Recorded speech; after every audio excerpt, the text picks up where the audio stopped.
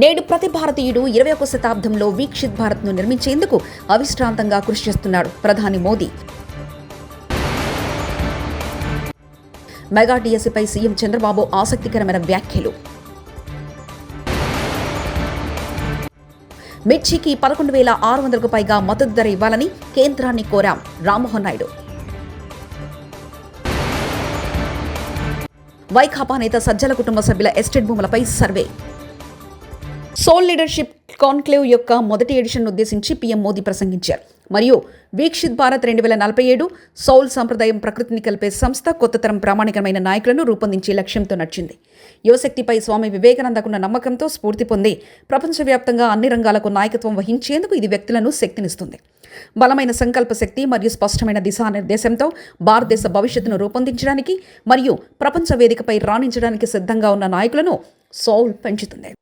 ऐसी कोई जड़ी बूटी नहीं जिससे औषधि न बन सके, कोई भी ऐसा व्यक्ति नहीं जो अयोग्य हो, लेकिन सभी को जरूरत सिर्फ ऐसे योजनाकार की है जो उनका सही जगह इस्तेमाल करे. ఏపీలోని మిర్చి రైతులను ఆదుకోవాలని కేంద్ర వ్యవసాయ శాఖ మంత్రి శివరాజ్ సింగ్ చౌహాన్ కోరామని కేంద్ర మంత్రి కింజరాపు రామ్మోహన్ నాయుడు తెలిపారు. మిర్చికి 11,600కు పైగా మద్దతు ధర ఇవ్వాలని కేంద్రాన్ని విజ్ఞప్తి చేశామన్నారు. ఢిల్లీలో కేంద్ర వ్యవసాయ శాఖ ఆధ్వర్యంలో జరిగిన కీలక సమావేశం అనంతరం మీడియాతో ఆయన మాట్లాడారు. నిన్న అగ్రికల్చర్ మినిస్టర్ శివరాజ్ సింగ్ చౌహాన్ గారు ప్రత్యక్షంగా ఇక్కడ అందుబాటులో లేకపోయినా ఆ మీటింగ్కి వర్చువల్లో కూడా ఆయన అటెండ్ అయ్యి మరికొన్ని విషయాల మీద చంద్రబాబు నాయుడు గారు కూడా రాష్ట్రం తరపున మిర్చి రైతుల తరపున ఉన్నటువంటి సమస్యలు ప్రస్తావిస్తే అది ఖచ్చితంగా ఇమీడియట్గా టాప్ ప్రయారిటీ మీద తీసుకొని అవన్నీ కూడా సెటిల్ చేస్తామని చెప్పి కూడా ఆయన హామీ ఇవ్వడం జరిగింది. వేరేగా ఒక మీటింగ్ ఈరోజు పెడతామని చెప్పి ఇచ్చినటువంటి హామీ ప్రకారం ఈ రోజు ఒక మీటింగ్ పెట్టుకున్నాం. అగ్రికల్చర్ మినిస్ట్రీ తాలూకు అధికారులు నేను కూడా అటెండ్ అయ్యాను. రాష్ట్రం తరపున అచ్చెన్నాయుడు గారు అలాగే అక్కడ ఉన్నటువంటి అగ్రికల్చర్ టీం అందరూ కూడా అటెండ్ అయ్యి మళ్ళీ ఆ సమస్యల మీద ప్రత్యేకంగా చర్చించడం కూడా జరిగింది.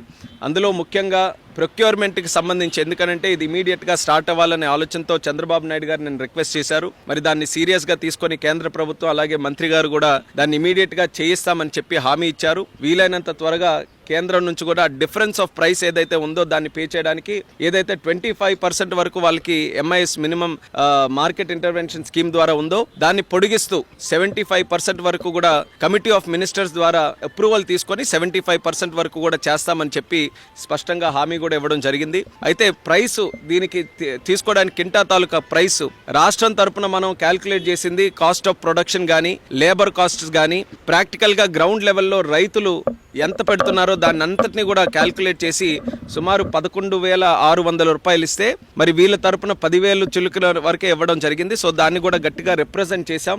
ఎట్టి పరిస్థితుల్లో క్వింటా తాలూకా ప్రైస్ ఏదైతే దీనికోసం క్యాల్కులేషన్కి యూజ్ చేస్తున్నామో అది పెంచాలి. 11,600 అయినా దానికంటే ఇంకెక్కువ వస్తే ఎక్కువైనా సరే పెట్టాలని చెప్పాం. ఐకార్కి సంబంధించినటువంటి అధికారులు కూడా పిలిచారు. వాళ్ళకు కూడా స్పష్టంగా ఇన్స్ట్రక్షన్స్ కూడా మరి మినిస్టర్ గారు ఇచ్చారు. ఎట్టి పరిస్థితుల్లో ఆ ప్రైస్ని కూడా ఇంప్రూవ్ చేయాలని.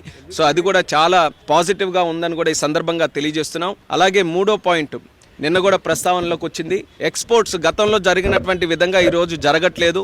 దానికి ఇంటర్నేషనల్ జియోపొలిటికల్ ఇష్యూస్ కొన్ని ఉన్నాయి. అయినప్పటికీ కూడా ఎక్స్పోర్ట్స్ని మళ్ళీ మనం ఎలా ప్రోత్సహించాలి అనే ఆలోచనతో దాని మీద కూడా కొన్ని నిర్ణయాలు చర్చలో వచ్చాయి. ఆ నిర్ణయాలని ఏ రకంగా అమలులోకి తీసుకొని రావాలన్న దాని మీద రాష్ట్రంలోనే ఎక్స్పోర్ట్స్కి సంబంధించి ఎక్స్పోర్టర్స్ దీనికి ఈ యొక్క చిల్లీ ఫీల్డ్కి సంబంధించిన ఎక్స్పోర్టర్స్ కానీ ఎఫ్పిఓస్ కానీ రైతులు కానీ అందరినీ కూడా కూర్చొని పెట్టి వాళ్ళ ద్వారానే సమస్యలు ఏమున్నాయో తెలుసుకొని దానికి హెల్ప్ చేసే విధంగా చర్యలు తీసుకోవాలని ఒక నిర్ణయం తీసుకున్నాం. మిర్చి రైతులతో ఒక ప్రత్యేక మీటింగ్ ఎక్స్పోర్టర్స్తో కూడా పెట్టి దీనికి ఉన్నటువంటి సమస్యలు ఇప్పుడు ఇమీడియట్గా ఎక్స్పోర్ట్స్ పెంచడానికి ఏంటి, లాంగ్ టర్మ్లో కూడా మిర్చి రైతుల తాలూకా ఆదాయం పెరిగే విధంగా ఎక్స్పోర్ట్స్ని ఏ రకంగా మనం ఇంటర్నేషనల్ మార్కెట్కి లింక్ చేయాలి. ఈ రెండింటి మీద కూడా ఒక సదస్సు అక్కడ పెట్టి దాని ద్వారా వచ్చినటువంటి సజెషన్స్ ఏవైతే ఉంటాయో దాన్ని కూడా మనం అమలు చేస్తామని చెప్పి మంత్రి గారు అయితే స్పష్టంగా హామీ ఇవ్వడం జరిగింది.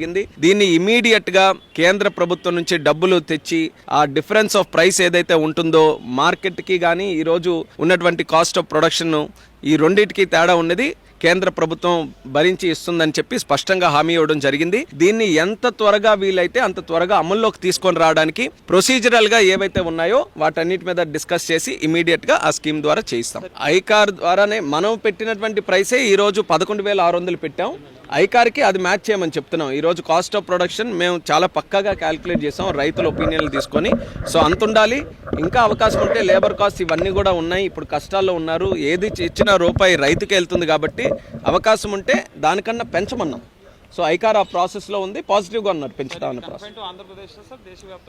ప్రస్తుతానికి ఆంధ్రప్రదేశ్కి సంబంధించి ఇప్పుడు ఆంధ్రప్రదేశ్లోనే మనం అనుకుంటే గుంటూరు, పల్నాడు, కర్నూలు, రాయలసీమలో ఉన్నటువంటి రైతులందరికీ కూడా ఇది బెనిఫిట్ అవుతుంది కాబట్టి ప్రస్తుతం మనం ఇచ్చినటువంటి రిప్రజెంటేషన్ ఆంధ్రప్రదేశ్ రాష్ట్రం తరఫున ఇచ్చాం. వైకాపా నేత సజ్జల రామకృష్ణారెడ్డి కుటుంబ సభ్యుల ఎస్టేట్ భూములపై అధికారుల బృందం సర్వే చేపట్టింది. ప్రభుత్వ అటవీ శాఖ భూములను ఆక్రమించారనే అభియోగాలపై సమగ్ర సర్వే నిర్వహించారు. వైఎస్ఆర్ జిల్లా సీకేదిన్నె మండలంలో చిత్తూరు కర్నూలు జాతీయ రహదారి పక్కన ఉన్న భూముల్లో రెవెన్యూ, అటవీ శాఖ ల్యాండ్ సర్వేయర్ల బృందాలు సర్వే చేపట్టాయి. అక్రమ కేసులు బనాయిస్తున్న వారి పేర్లు రాసి పెట్టుకోండి. రేపొచ్చేది మన ప్రభుత్వమే. 1కి 2 తిరిగిచ్చేద్దాం. వచ్చే ఎన్నికల్లో వైఎస్ జగన్ గారు చెప్పిన విధంగా 2.0 చూడబోతున్నాం. పార్టీ కోసం కష్టపడిన నాయకుడు, కార్యకర్తలను హక్కును చేర్చుకుంటాం. నిన్న తిరుపతి జిల్లాలోని కోట మండలం విద్యానగర్లో మాజీ ముఖ్యమంత్రి నెదురుమల్లి జనార్దన్ గారి 90వ జన్మదిన సందర్భంగా భారీ రక్తదాన శిబిరంలో నెదురుమల్లి రామ్ కుమార్ రెడ్డి భరోసా ఇచ్చారు.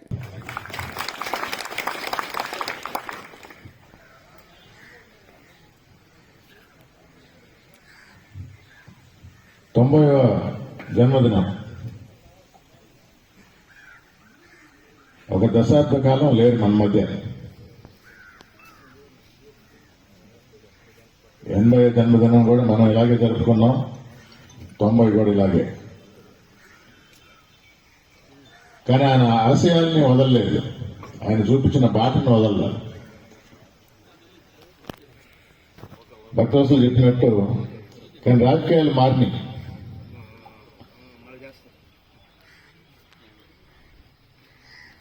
దానికి అనుగుణంగా నాయకులుగా మేము కూడా మారాలి కొంచెం. కానీ ఆయన చూపించిన క్రమశిక్షణ, ఆయన చూపించిన బాట వదలకుండా, అంటే నమ్ముకున్న వాళ్ళని, నమ్ముకున్న వారి కోసం ఎంత దూరమైనా వెళ్ళాలి. అది నాలో ఉంది.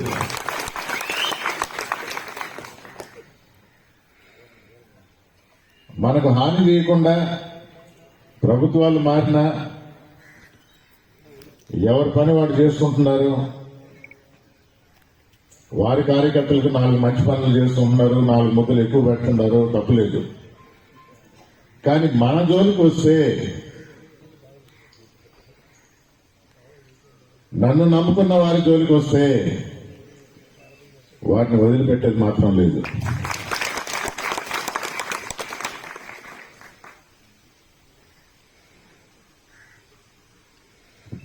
మంచితనం ఎల్లకాలం పనిచేయదంటారు. జనార్దన్ రెడ్డి గారు మంచి పనులు చేస్తూ గుండెల్లో నిలిచిపోయాడు. ఆ బాటను మర్చిపోము, ఆ బాటను వదలం. బీఆర్ఎస్ అధికారంలో ఉన్న 9 ఏళ్లు చంద్రబాబును రాష్ట్రంలో అడుగుపెట్టనివ్వలేదని మాజీ మంత్రి జగదీశ్వర్ రెడ్డి అన్నారు. ఒకసారి తెలంగాణలో అడుగుపెట్టాలని చూస్తే తన్ని తరిమేశామని ఘాటు వ్యాఖ్యలు చేశారు. కృష్ణా జలాల విషయంలో రాష్ట్రంలో ఉన్న 2 పార్టీలు స్వార్థ ప్రయోజనాల కోసం చంద్రబాబుకు, మోదీకి తలొగ్గి రాష్ట్ర ప్రజలు మోసం చేస్తున్నారని ఆరోపించారు. మీరు వచ్చి చేదగాని రండాలు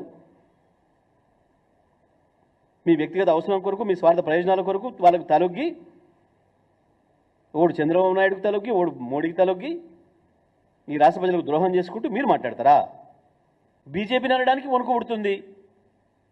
ఎందుకంటే నీ నాయకుడు ఆయన బీ టీం ఉన్నాడు కాబట్టి. చంద్రబాబుని అనడానికి వణుకు పుడుతుంది. ఎందుకు? చంద్రబాబు ద్వారా పైరవి చేసి ముఖ్యమంత్రి పదవి తెచ్చుకుందామని పైన. మోడీతో సఖ్యత కొరకు చంద్రబాబు దగ్గర లైన్ కడుతున్నారు మీ మంత్రులు.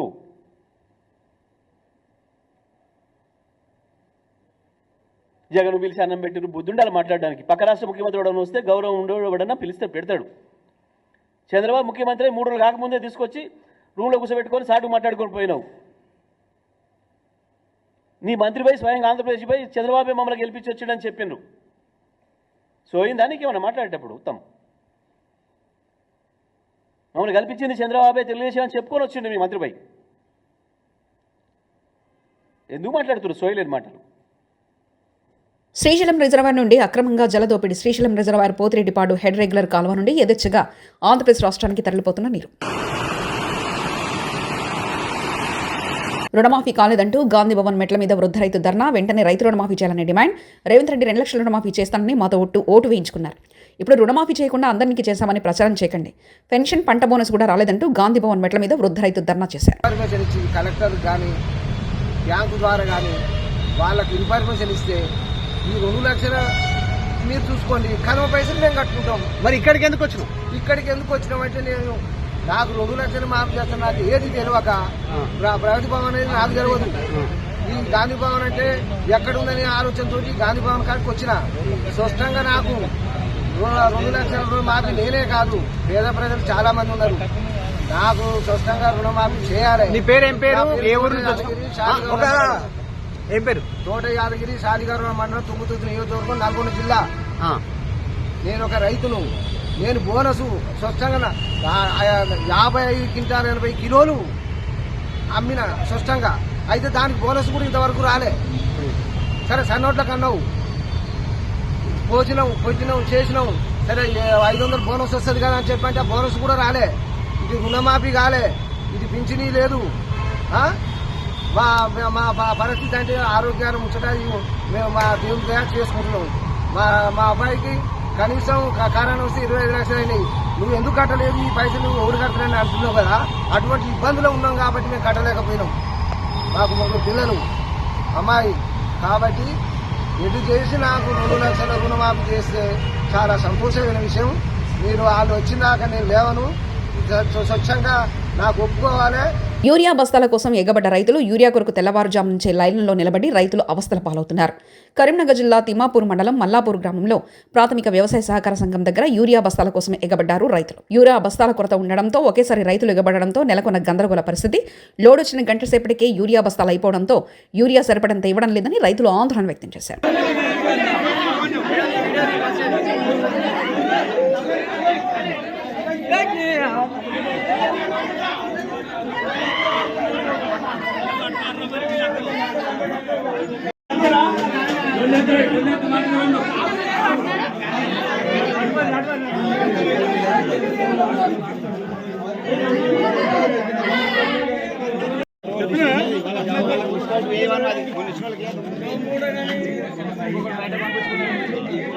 హోటల్ తాజ్ బంజారాను సీజ్ చేసిన జీహెచ్ఎంసీ అధికారులు 2 సంవత్సరాలుగా పన్ను చెల్లించడంలో తాత్సారం చేశారని, పలుమార్లు నోటీసులు జారీ చేసినా స్పందించలేదని, ఆఖరికి రెడ్ నోటీసులు సైతం జారీ చేశామని తెలిపిన ఏఎంసీ ఉపలయ్య నోటీసులకు స్పందించినందుకు హోటల్ తాజ్ బంజారాను సీజ్ చేసిన అధికారులు 2 సంవత్సరాలుగా హోటల్ తాజ్ బంజారా 1.40 కోట్ల పన్ను బకాయి ఉన్నారని తెలిపిన అధికారులు బంజాహిల్స్ రోడ్ నెంబర్ 1లో ఉన్న స్టార్ హోటల్ తాజ్ బంజారా